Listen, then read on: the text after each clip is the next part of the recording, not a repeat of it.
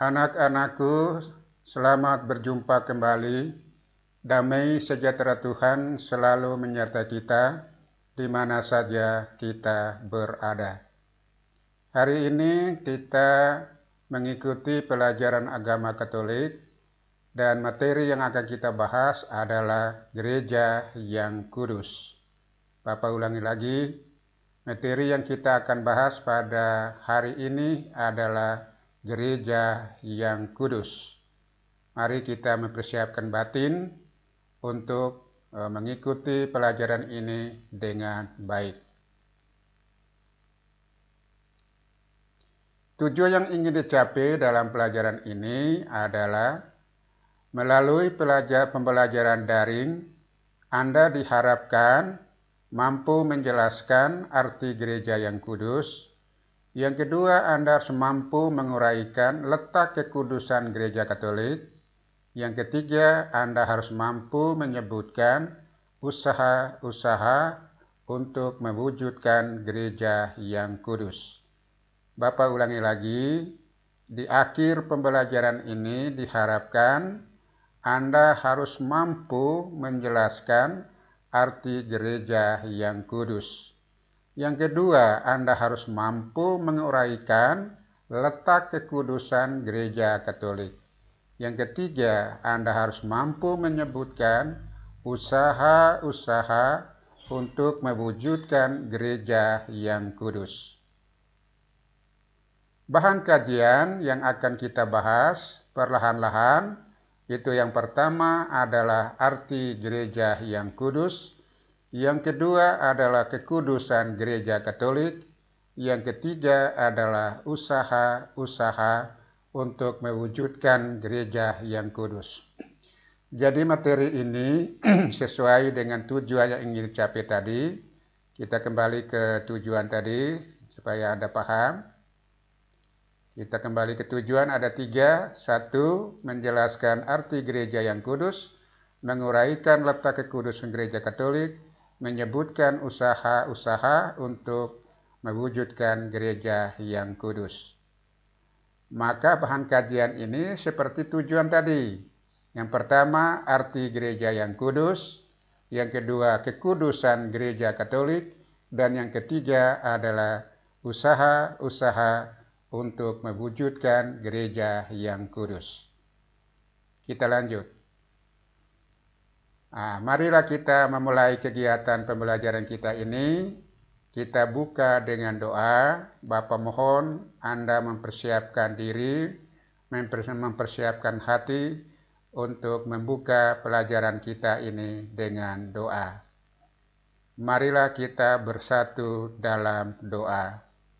Dalam nama Bapa dan Putra dan Roh Kudus. Amin.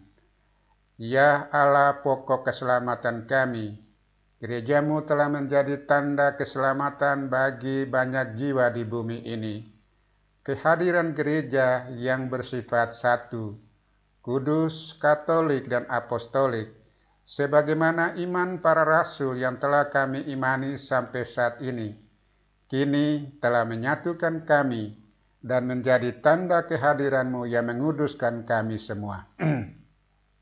Kami mohon kepadamu ya Bapa, hadirlah dalam pertemuan ini, hadirlah dalam proses pembelajaran kami, agar kami semakin mengenal, semakin memahami teristimewa gerejamu yang kudus. Serta selanjutnya kami dapat mengamalkan kehendak-Mu sebagai anggota gereja yang turut serta menguduskan dunia.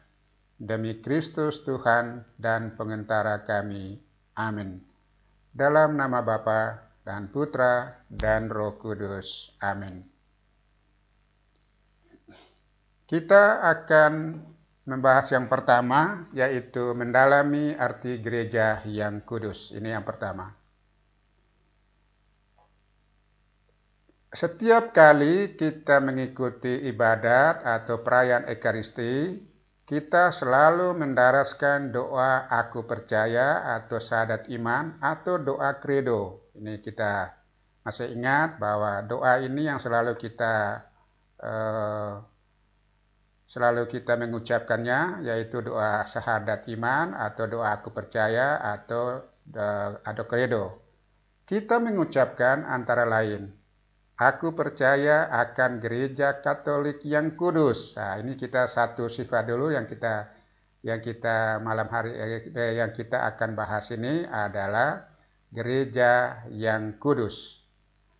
Apa makna sesungguhnya dari kalimat tersebut? Maksudnya gereja yang kudus, gereja Katolik yang kudus.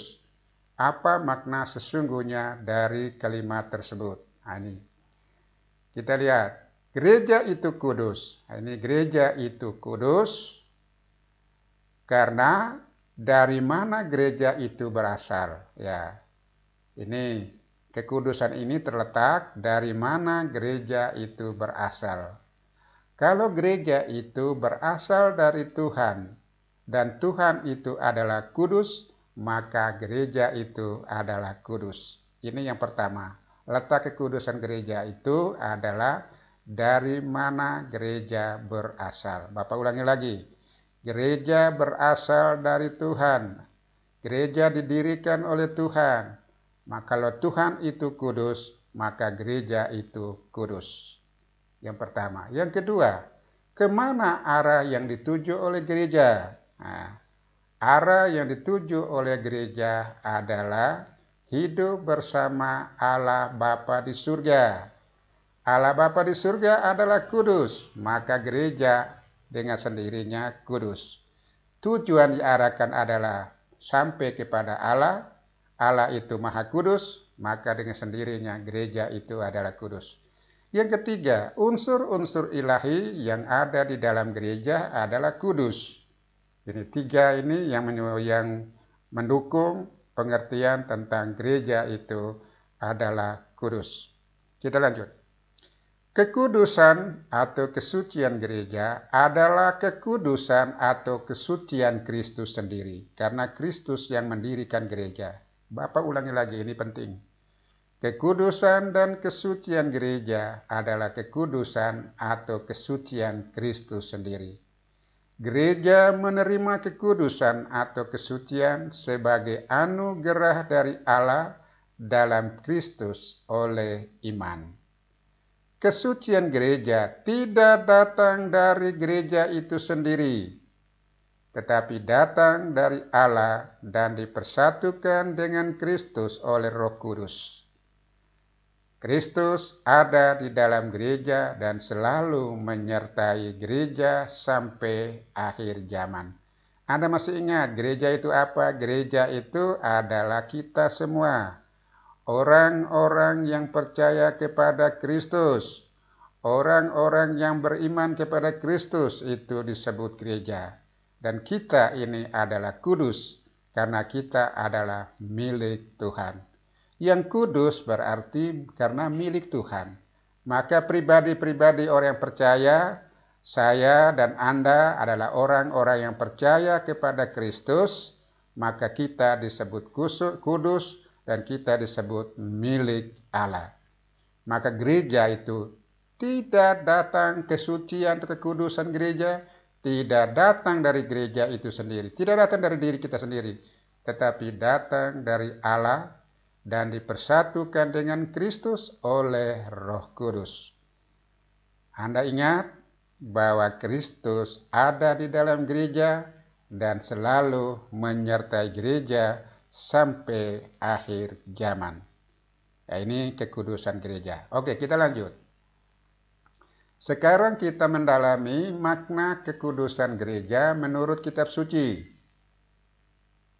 Ada bacaan-bacaan ini, nanti kita akan melihat bagaimana makna kekudusan gereja menurut kitab suci. Yang pertama kita akan mendalami surat Petrus yang pertama, pasal 1 ayat 2. Ya, ini kadang-kadang saya menggunakan kata bab ya, tapi bisa juga pasal 1 ayat 2. Mari kita sama-sama membaca.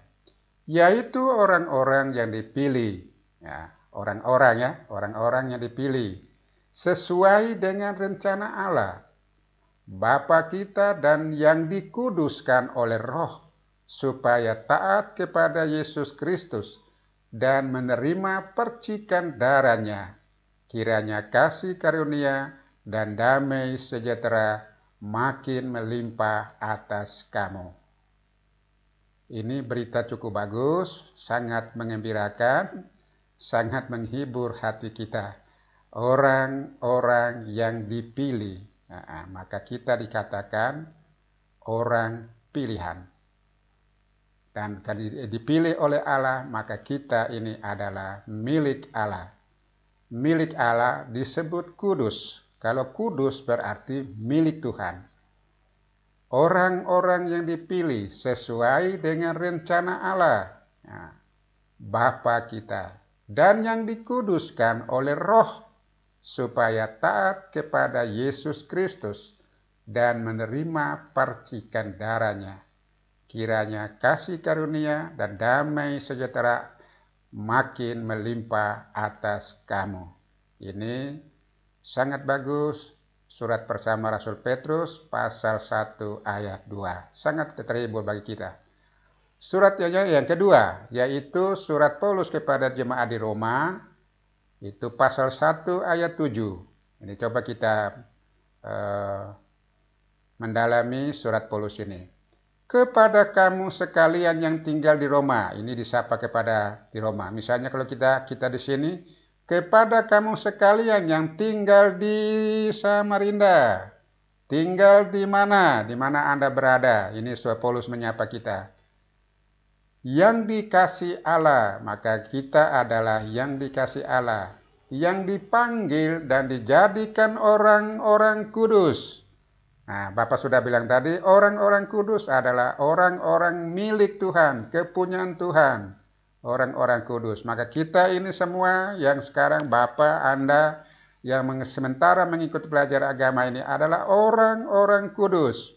Mengapa disebut orang-orang kudus? Karena kita adalah milik Tuhan. Kasih karunia menyertai kamu dan damai sejahtera dari Allah, Bapa kita dan dari Tuhan Yesus Kristus. Ini sapaan yang sangat mengembirakan hati kita. Bapak ulangi lagi. Kepada kamu sekalian yang tinggal di Roma. Ini Bapak ganti. Kamu yang tinggal di Samarinda. Kamu yang tinggal di mana saja. Yang dikasihi Allah. Yang dipanggil dan dijadikan orang-orang kudus. Nah, kita ini dikatakan orang-orang kudus. Karena kita adalah milik Tuhan. Ya. Bapak, kalian semua adalah milik Tuhan.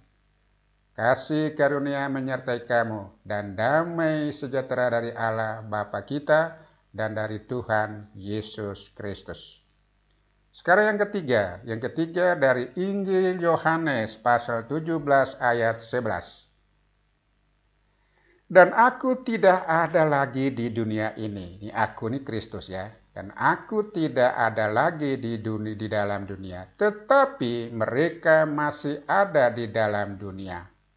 Dan aku datang kepadamu, ya Bapa yang kudus, peliharalah mereka dalam namamu, yaitu namamu yang telah engkau berikan kepadaku, supaya mereka menjadi satu sama seperti kita. Ini 3 bacaan ini kita sudah dengar, ya, kita sudah mendalami, sudah baca bersama-sama.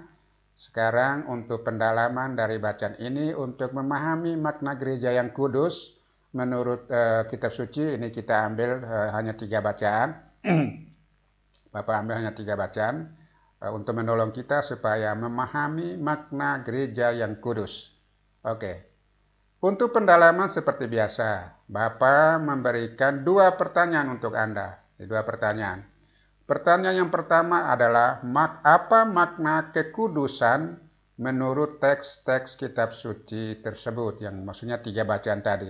Bapak ulang lagi pertanyaan supaya mengerti, apa makna kekudusan gereja atau sifat gereja yang kudus menurut teks-teks kitab suci yang baru saja kita baca tadi. Ada 3 teks tadi. Yang kedua, apa bentuk implementasi dari gereja yang kudus atau kekudusan gereja dalam hidup umat Katolik? Ini pertanyaan terlalu umum. Bapak rubah lagi pertanyaannya. Ini pertanyaan umum untuk semua umat Katolik ya. Ini pertanyaan Bapak rubah lagi. Apa bentuk implementasi kekudusan gereja itu dalam hidup Anda sehari-hari sebagai orang Katolik? Dalam hidup dirimu, dalam hidup Anda sebagai orang Katolik. Ini yang Anda jawab ya, dua pertanyaan ini. Seperti biasa, tugas ini Anda jawab, Anda kirim lewat email atau lewat WA Bapak. Itu seperti biasa. Oke, kita lanjut. Sekarang kita mendalami makna kekudusan gereja atau sifat gereja yang kudus menurut ajaran gereja. Nah, dokumen gereja yang kita dalami hari ini adalah Lumen Gentium artikel 26. Ini dokumen gereja. Lumen Gentium artikel 26. Kita lihat bacaannya. Ini judulnya tentang tugas menguduskan ya, tugas menguduskan. Kita lihat, kita baca sama-sama. Uskup mempunyai kepenuhan sakramen tabisan. Maka ia menjadi pengurus rahmat imamat tertinggi, terutama dalam Ekaristi, yang dipersembahkan sendiri atau yang dipersembahkan atas kehendaknya, dan yang tiada henti menjadi sumber kehidupan dan pertumbuhan gereja. Gereja Kristus itu sungguh hadir dalam semua jemaat beriman setempat yang sah, yang mematuhi para gembala gereja, dan dalam perjanjian baru disebut gereja. Nah, ini gereja ini Bapak ulangi lagi adalah kita semua. Jadi uskup ini mempunyai kepenuhan sakramen yang sakramen tabisan ya. Jadi uskup ini yang merayakan perayaan-perayaan sakramen ya. Lalu pertanyaan bagaimana dengan para imam? Para imam ini adalah pembantu uskup ya.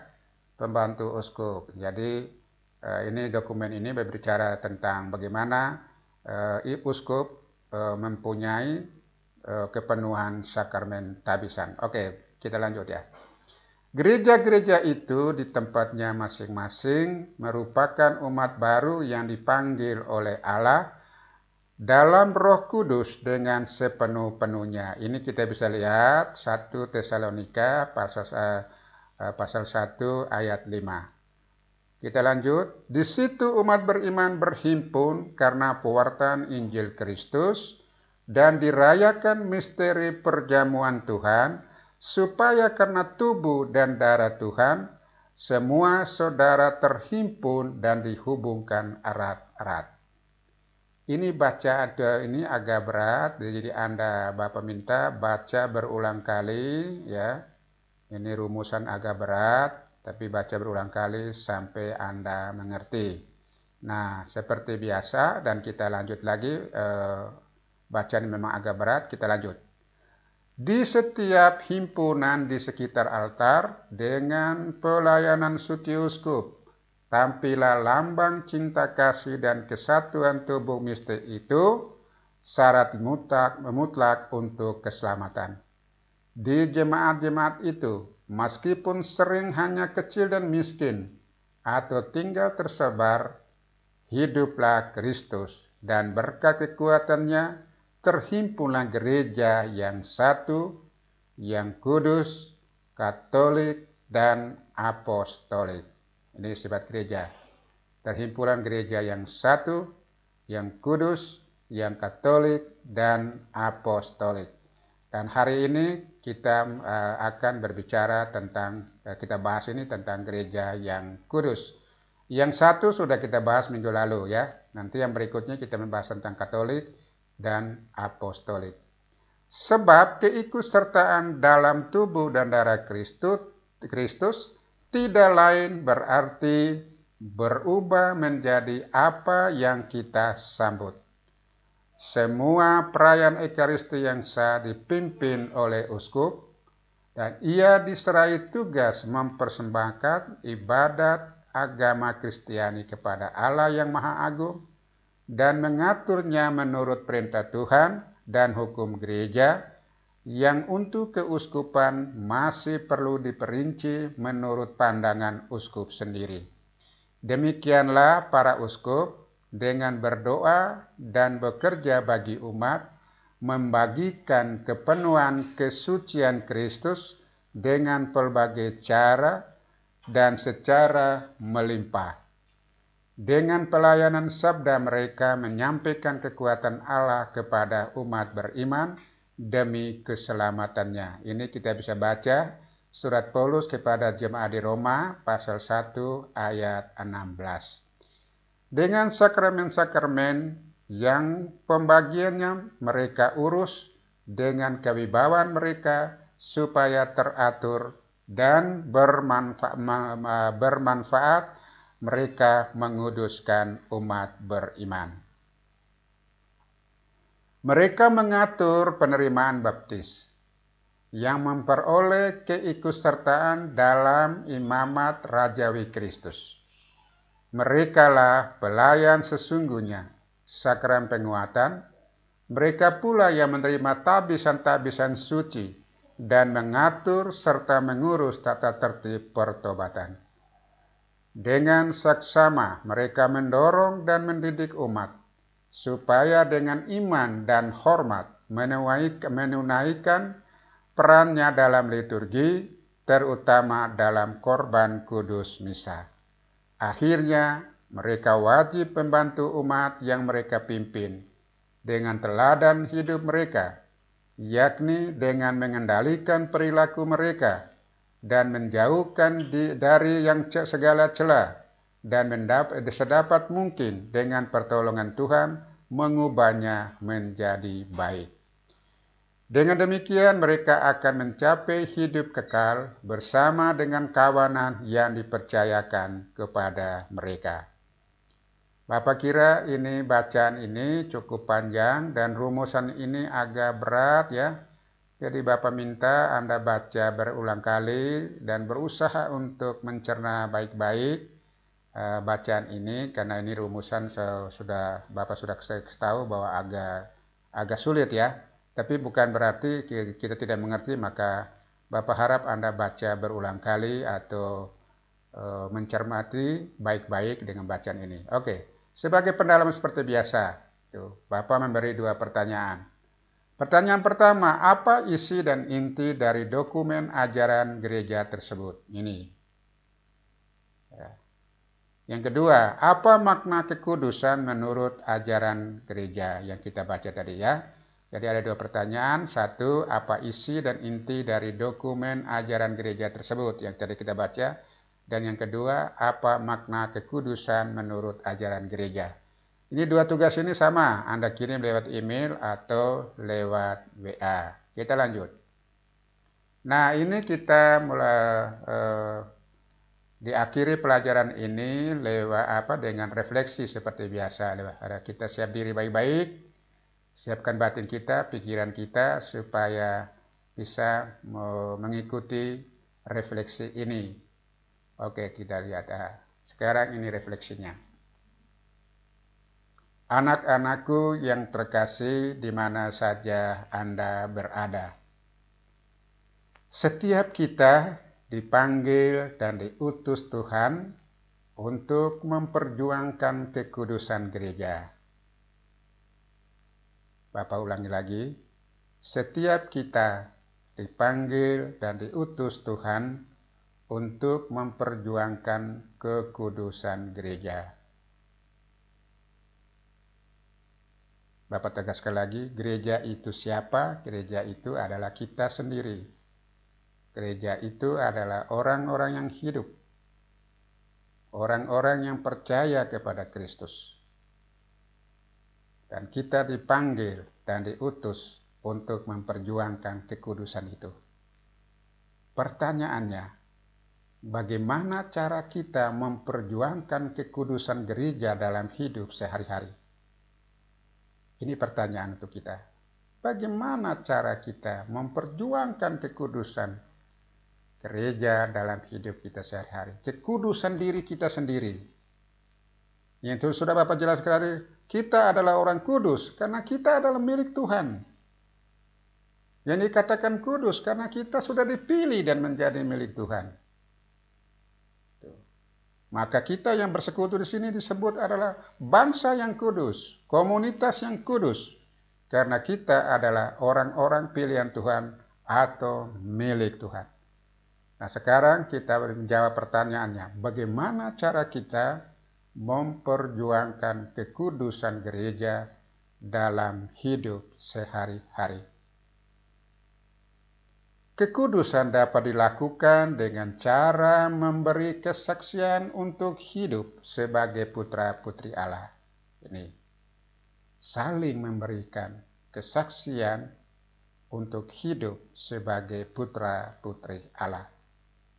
Kekudusan juga dapat dilakukan dengan cara meneladani semangat hidup orang-orang Katolik yang telah mencapai kekudusan, seperti para santo santa, beato beata, atau para martir yang berjuang sepanjang hidupnya untuk menegakkan kebenaran, untuk menegakkan keadilan demi kemanusiaan. Mereka mengorbankan jiwa dan raganya, mencurahkan darahnya demi untuk mempertahankan imannya akan Kristus, demi untuk memperjuangkan kebenaran, keadilan, dan kemanusiaan. Maka untuk memperoleh kekudusan kita belajar dari hidup para santo santa, para beato beata, dan juga para martir. Gitu. Untuk kita mempelajari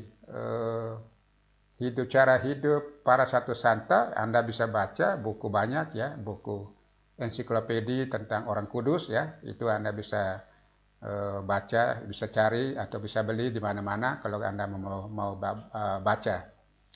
Oke, kita lanjut. Kekudusan juga dapat dilakukan dengan merenungkan dan mendalami kitab suci, khususnya ajaran dan hidup Yesus yang merupakan pedoman dan arah hidup kita dan sebagainya.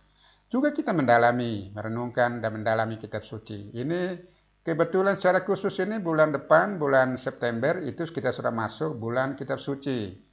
Dan Bapak menjanjikan ya, Bapak sudah siap materinya, Bapak akan bikin video tentang pendalaman kitab suci, ada 4 tema. Nanti Bapak akan membagi materi itu dalam bentuk video kepada Anda, supaya Anda merenungkan dan mendalami kitab suci, khususnya ajaran dan hidup Yesus yang merupakan pedoman dan arah hidup kita dan sebagainya.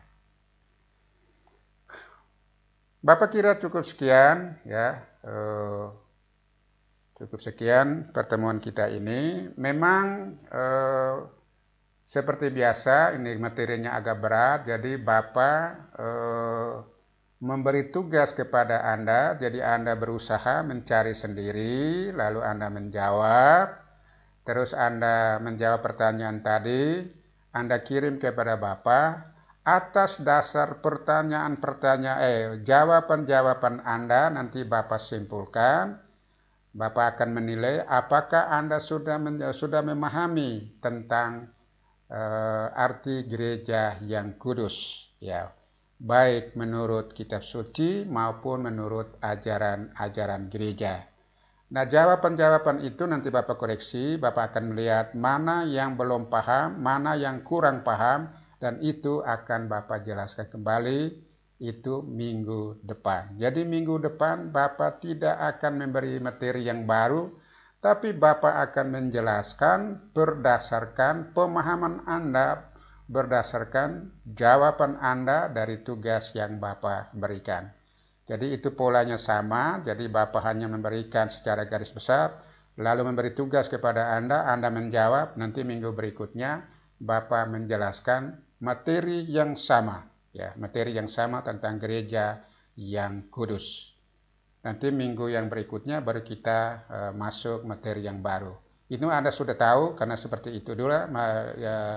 Yang sebelumnya Bapak kasih begitu, hanya sekilas ya, tidak membahas secara detail. Lalu Anda memberi tugas, terus Anda mencari jawaban, lalu baru kita menjelaskan lagi untuk pertemuan kedua.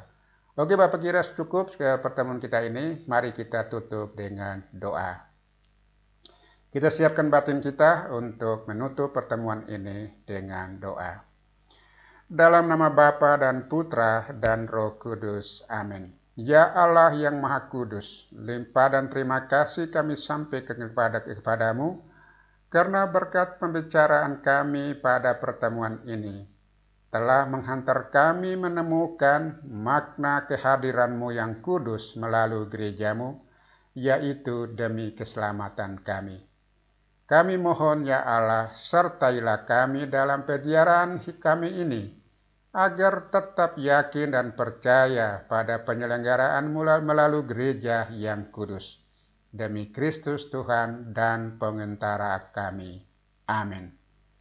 Dalam nama Bapa dan Putra dan Roh Kudus. Amin. Saya kira begitu. Selamat siang. Damai sejahtera Tuhan selalu menyertai kita semua. Tuhan memberkati.